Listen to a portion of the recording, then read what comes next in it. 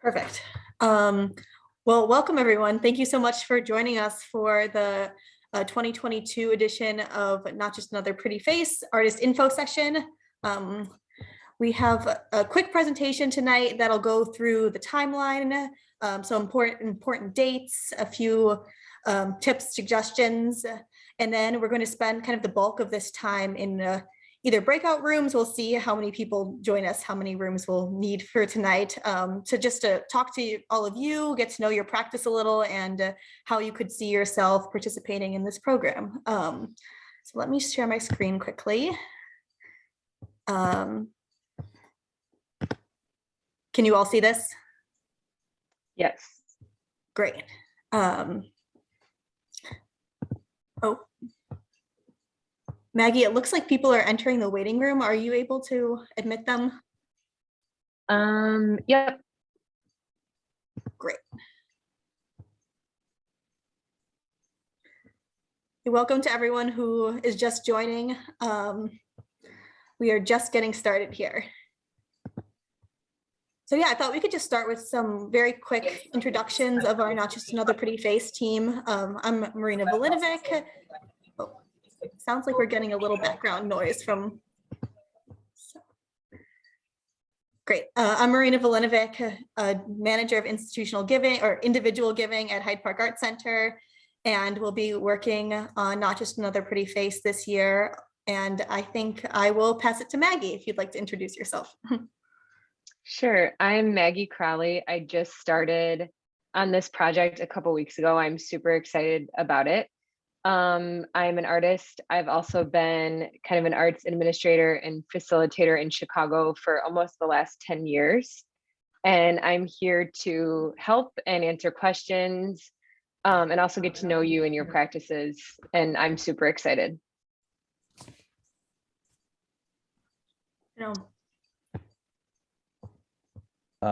Hey, I'll make an introduction too. So I'm Max. I'm manager of institutional giving, and I was previously a resident artist at the Art Center, have participated in a number of programs, including Not Just Another Pretty Face. Yeah, and it's a great program. I look forward to working with you all.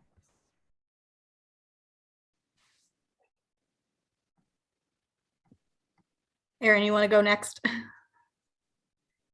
Are you still with us, Aaron? Oh, I know he was just driving home, so maybe he'll be back shortly. But we also have Sierra McKissick, who is the public programs manager at the Art Center, working with us on this project. And she wasn't able to join us today, but you'll definitely hear from her later on. So with that, why don't I pass it over to Maggie, who's going to walk us through the timeline. Okay, so right now you have been receiving emails from the Hyde Park Art Center, mostly Marina and I, about gathering your information via JAP form. And with all of the JAP form material, we use that to build out our website and also to introduce your work to our patrons. Just a refresher for the JAP form, we're looking for your bios, your artist statements, work samples, prices, and just kind of general goals you have in mind for this project. Nothing too specific. I wouldn't overthink goals at this point in the process. It's something we can work on as it keeps developing. Starting in September, the Hyde Park Art Center will be hosting salons all over the city of Chicago. Artists do not need to attend these. There will be a few open to the public if you're interested. But for the most part, this is really the Art Center introducing artists to patrons. Also, during this big gap, September 2022 to April 2023, we will be, the Hyde Park Art Center will be coordinating studio visits between artists and patrons. So you can wait for us to contact you. We will arrange the studio visits. We'll let you know what patron is interested in your work after they have a chance to kind of look through all of the artists that are confirmed for this project. It might be related to work that they have in their collection. It might be related to work that they just really like and are responding to. And then we will facilitate studio visits over this big chunk of time. So also during that time is when you will get to know your patron. Contracts will be established at this point. And this is also the time period where artworks are made. I'm going to get into that in the next slides a little bit more, but this is really the kind of the meat of the whole project. It's where the collaboration is really beginning and happening. In May 2023 is when we need your artwork delivered to the Hyde Park Art Center. It seems like a really long time away, but when you're starting a brand new artwork and maybe in some cases getting to know somebody for the first time will move really quickly. And so it's just really good to be aware of this date and as far of advance as you can. Also from May 2023 to September 2023, we will be documenting the artworks that are made for this project. They will be captured in a catalog. I have an example of a catalog here. This is from 2019. They're super nice. They have images of the artwork, a little blurb from the artist, as well as the patron. It's just kind of like a great thing to have for any project an artist is working on, I think. And then there will also be an exhibition of all of the artworks that were made collaboratively between the artists and the patrons. So the next slide, we can pull out just a few really key dates. July 1st, which is coming up very quickly, is when we were hoping to have all of the JAP form materials submitted. So again, if you have any issues with the JAP form, maybe you've heard from me already trying to get files. Sometimes the files corrupt through JAP form. It's just a glitch with how things are uploaded. But for the most part, it's been working pretty streamlined. So you're going to want to upload all of your information, confirm whether or not you're participating or you can participate. And then again, it's CV, resume, artist statement, images, prices, goals of commission. So that's ideally by July 1st. Feel free to reach out to me directly if you have any issues with that date. And then again, just refreshing with the September 2022 to March 2023, that's when all the studio visits will be happening. And I think, Marina, correct me if I'm wrong, but studio visits are really determined between the patron and the artist as far as how many they want to have. Maybe the artist and the patron are really on the same page and kind of envisioning a really succinct project, so a bunch of studio visits are not needed. And then there also are situations where patrons they really want to get to know the artist. Maybe they have a place in their house that's site specific that they want to work on. And so they would need to coordinate several visits. So that's between September and March. And again, it's going to really be determined by the relationship that is established between the artist and the patron. Mm-hmm. The artwork needs to be completed by May 2023. Again, that was in the last slide, but just want to reiterate that date. And then finally, we have September 14th, 2023 for the unveiling and the reception for the exhibition. So this will be at the Hyde Park Art Center with the artists. And I believe the patrons see the artwork for the first time at this unveiling, which is super exciting. And so, yeah, that date's already been picked out. So I think those are the most key dates right now. And again, as people start working with their patrons, other important dates will probably pop up based on people's schedules. And I am here to facilitate making sure everyone can coordinate together. And I'll just add that the exhibition will be on view until November 2023. So both you and the patrons will have a chance to stop by the Art Center and see it in the galleries between September and November. Is this me or is this you, Maggie? I can go here. We wanted to point out a few other kind of key points of information. Again, the JOT form, I just put the link in the chat. If you haven't already submitted your work samples and artist statement there, please do so this week. Like Maggie said, if it's not working or anything, you can feel free to reach out to one of us and we can do it over email. Patrons, artists are encouraged to bring their own patrons to the project. Of course, so we will be meeting a lot of people at salons, but if there are people you know who are already interested in collecting your work, and you think that they may be interested in doing so through Not Just Another Pretty Face, we encourage you to reach out to them, and you can put them in touch with us, and we can facilitate that as well. I think Maggie already talked about studio visits, but yeah, that's a key part of the this project, and a time when we'll be working on the contract between artists and patrons. So the contract will be 50% of the commission fee to Hyde Park Art Center and 50% of the commission fee to the artist. And artists will receive 50% of their commission fee upfront and 50% upon the completion of the work. And then finally, just a few things to know about the exhibition, that we will be documenting all of the work and creating a catalog, which will be released at the unveiling, like the catalog that Maggie showed earlier.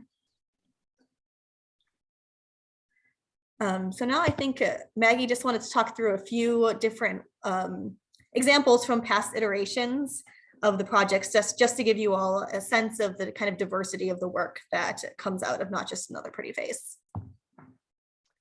So with this vessel kind of ceramic piece by Christine Larue, you can see that there's like a snake figure, and on the sides of the vessel, there's a turtle. These elements were specifically picked by the patron. Larue's art practice is based in ceramics, and mostly the figure. And so incorporating natural elements and animals was really a part of their conversations. Same thing with the lid of this jar. It's also a functional vessel, which was a decision by the patron as well. So it's a good example of like kind of the style the artist works in and the material the artist works in, but how much it could be customized per the commission and per how much the artist is comfortable with. This piece also, the color palette and the earth tones were also chosen by the patron. So again, through conversations, Christine and her patron talked through everything from what is going to be depicted on the vessel to what colors are going to be used. Next, we have this piece by Betsy Odom. And this piece was, the patron communicated to Odom that they had recently started doing axe throwing as like a pastime.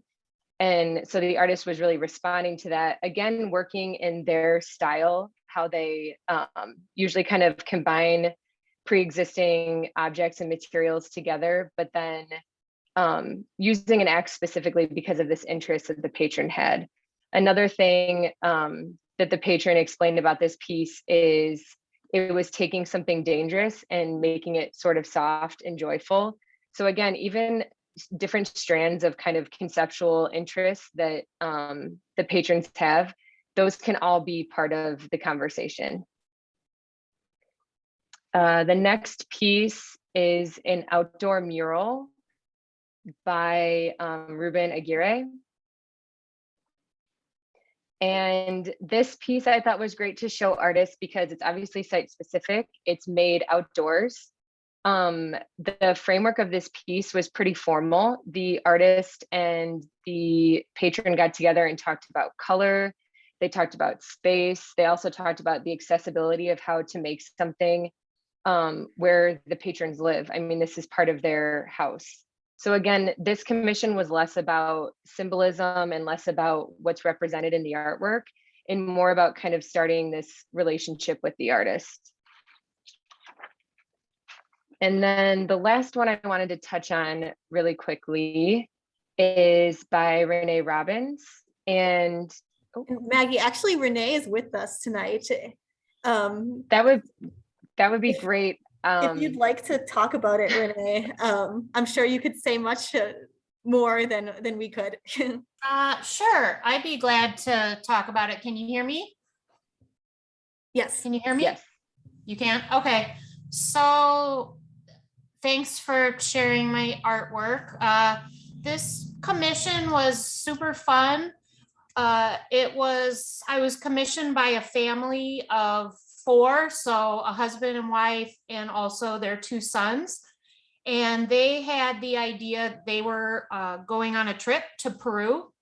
And so they wanted me to create an artwork that was inspired by their vacation. So we met before their trip and also after. So we did a studio visit, and then after they came back, we met at a Peruvian restaurant and talked about their trip, and they shared some of their experiences and their stories. But what we worked out before they left on their trip was we decided that we sort of collaborated on the idea for it, but I asked each person to come back with a subject or a story that I could then take into the painting and abstract it. So they each picked a specific subject. So one of them picked the toucan, one of them picked a monkey, one was an armadillo, and the last one was the macaw. So there's elements of each one of those animals abstracted into the painting. So starting from left to right, that kind of tree column was inspired by the macaw feathers, and then the toucan was the center tree, and the far tree was the monkey, the tamarin monkey, and the form on the bottom was the armadillo. And so I took sort of elements, the patterns or feathers or colors, and then kind of took a lot of artists' inspiration, kind of liberation from that to kind of make the painting. So it was a super fun, and they brought me back they took lots of photographs. They brought back photographs and books and some other little things that I had around my studio while I was working on the painting, that I kind of layered into the work as well. Like the little square on the first kind of tree element has like an abstraction of the hut where they were staying. So it was a really fun piece to collaborate on. Thanks so much for sharing, Renee. Mm-hmm. And great to hear that about the work. I hadn't read the catalog summary, so. I think now is just time for some questions. Maybe I'll stop sharing so we can all see each other before we go into breakout groups, if there's anything you think the whole group would benefit from hearing.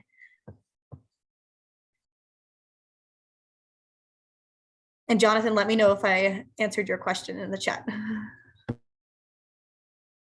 Yeah, it was good. That kind of, I was kind of curious about like the, like how big these commissions potentially get,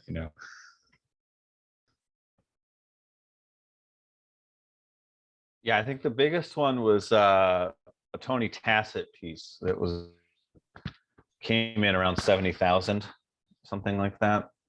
I mean, but it was big, right? It was like 12 feet tall, a deer, fiberglass. Oh, that's Janice's deer. Yeah, I've seen that thing. That thing's awesome. Yeah.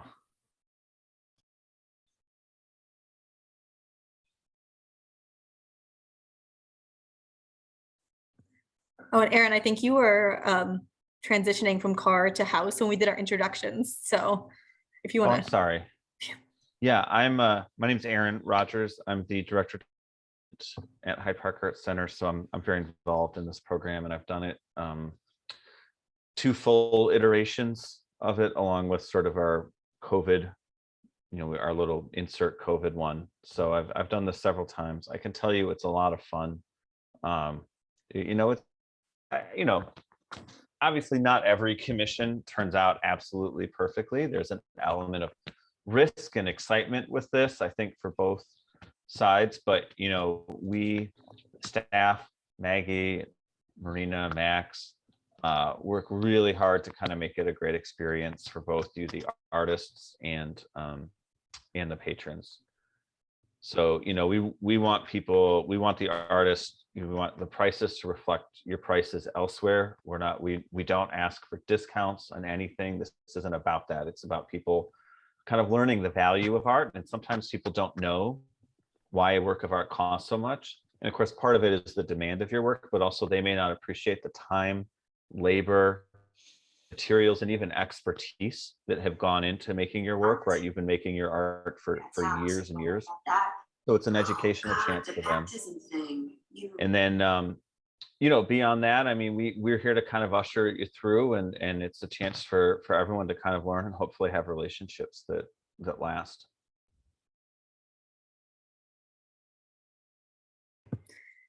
Maria, do you have anything that you would add to? Maria's our veteran, not just another pretty face expert, who's unfortunately not going to be with us this time, but. Hi, everyone. Yeah, I've done Not Just Another Pretty Face 2 times from the staff perspective. I'm sorry to say this week is my last week at Hyde Park Art Center. I'm moving on to another opportunity. So I'm sorry to say that, but I'll be around as a patron for Not Just Another Pretty Face. I'm sure. So I'm excited to go to the unveiling and see you all there. I mean, it's like really my favorite thing. The fact that I'm coming back to do it as a patron, I hope demonstrates that. You know, I think our staff participate as patrons historically at a really high level. So it's really a lot of fun. I commissioned Sarah last time, who's here. Hi, Sarah. Yeah, I don't know. I don't have much to add. Great. Well, I'm going to get our breakout rooms set up. Just give me 1 second. And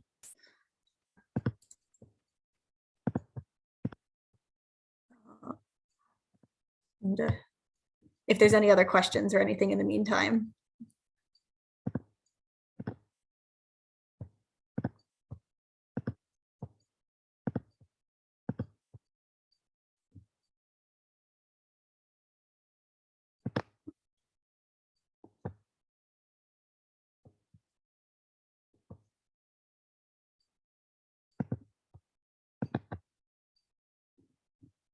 One thing that might be cool to mention is if anyone has a particular idea, something wacky or different, a direction that they might want to take a commission, we love to hear those. Those are really helpful to get patrons thinking about the possibilities. Of course, it's also totally fine to propose, you know, this is what I do in my practice. This is what I want to do. Like, that's fine too. And another thing I'll add is that some patrons are really eager to let the artist do whatever they want. So you saw examples of art where the patrons and the artist worked really closely together, maybe met multiple times, kind of had, you know, very personalized elements. But we also work with patrons who are like, I love this artist. I trust you to do, you know, whatever you want to do, which is the dream, of course. Most of the time it's in the middle somewhere. Yeah, we have a board member who he said that maybe last time they gave the art a little bit too much direction, and this time they really want to be kind of very hands off. So, you know, there's different experiences. Great. And I think we're ready to go now. So I'm going to stick our questions in the chat. Basically, we just want to get to know a little bit about you, your practice, and how you think that you may want to work with a patron, and if you have any patrons in mind. And I will open all of the rooms.